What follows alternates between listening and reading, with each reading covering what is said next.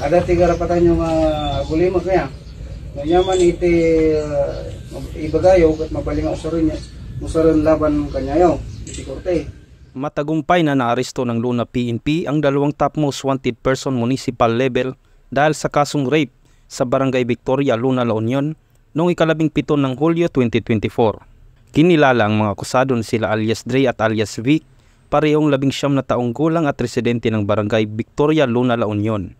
Si alias Dre ay tinaguri ang top 1 most wanted person at si alias Vic naman ang top 2 most wanted person sa kanilang munisipalidad.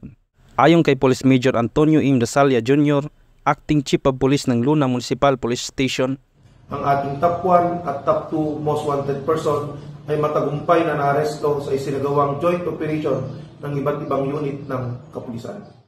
Ito ay resulta ng isang masusing intelligence-driven operation, gathering at surveillance na isinagawa ng ating mga unit sa tulong na rin ng mga informants, pamilya ng mga biktima at modernong teknolohiya na tuntun natin ang kinaroroonan nila. Nagkaroon din tayo ng mahigpit na koordinasyon sa mga iba't ibang unit ng kapulisan katulad ng Provincial Intelligence Unit at ang First Provincial Mobile Force Company ng La Union. Ang ating mga plano ay maingat na nailatag upang masiguro na ligtas at matagumpay ang pagkakaresto ng mga suspect.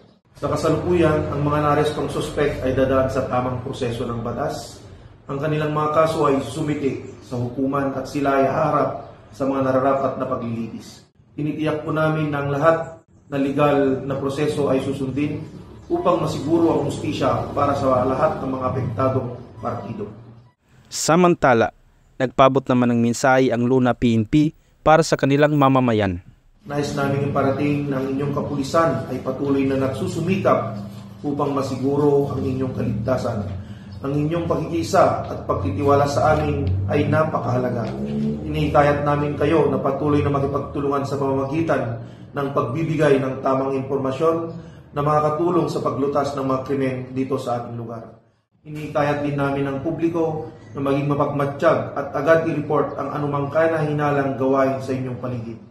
Mula dito sa Ilocos Region, ako ang inyong PNN correspondent, Police Staff Sergeant John Del Supremo, alagad ng batas, nagataguyod ng balitang pulis.